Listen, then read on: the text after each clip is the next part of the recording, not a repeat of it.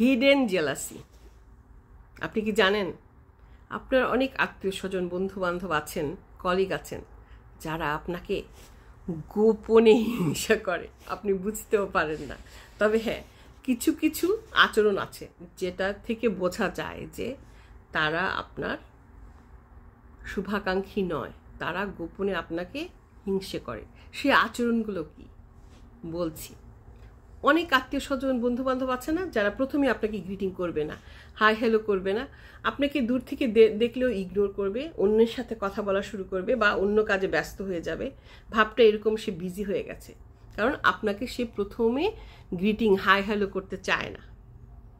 আপনাকে গিয়ে আইসটা ব্রেক করতে হবে, প্রতিবার হাই হ্যালো করতে হবে। আছে এরকম আত্মীয় স্বজন বন্ধু বান্ধব? নিশ্চয়ই আছে। তারা হচ্ছে আপনাকে হিডেন জেলাসি করে। আপনার কলিগ, অনেক কলিগ আছে যে আপনার সাথে খুব খাতির, তারপরেও যখন দেখবেন মিটিংয়ে আপনার বসের সামনে এমন অনেক কথা বলে ফেলবে যেটা আপনাকে অপদস্থ করবে, আপনাকে হিউমিলেট করবে বা আপনি এম্বারেস ফিল করবেন, তাই না? আছে কিন্তু।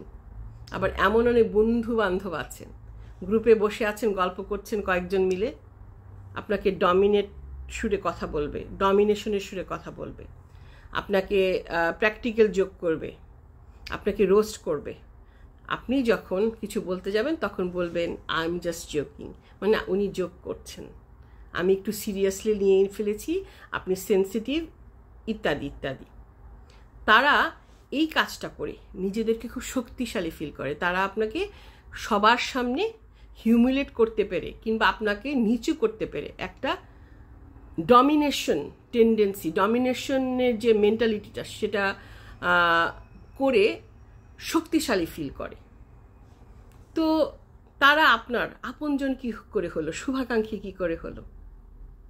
তারপরেও তাদের সাথে আমাদের সম্পর্ক রাখতে হয়, কারণ আমরা সামাজিক জীব,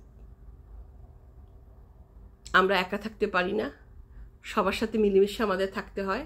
এবং এই যে যাদের কথা বললাম, তারা আমাদের কাছাকাছি আশেপাশেই আছে, তারা আমাদের খুব কাছের, কেউ কেউ অনেক কাছের মানুষ। তো দূরের মানুষ, কলিগ বন্ধু অনেক সময় ত্যাগ করা যায়, কিন্তু কাছের মানুষদেরকে তো ত্যাগ করা যায় না, তাদেরকে নিয়েই থাকতে হয়। তবে সচেতনভাবে থাকতে হয়, তাদেরকে সচেতনভাবে ডিল করতে হয়। ভেবে দেখবেন সবাই। ভালো থাকবেন। আল্লাহ হাফেজ। আসসালামু আলাইকুম ওয়া রাহমাতুল্লাহি ওয়া বারাকাতুহু।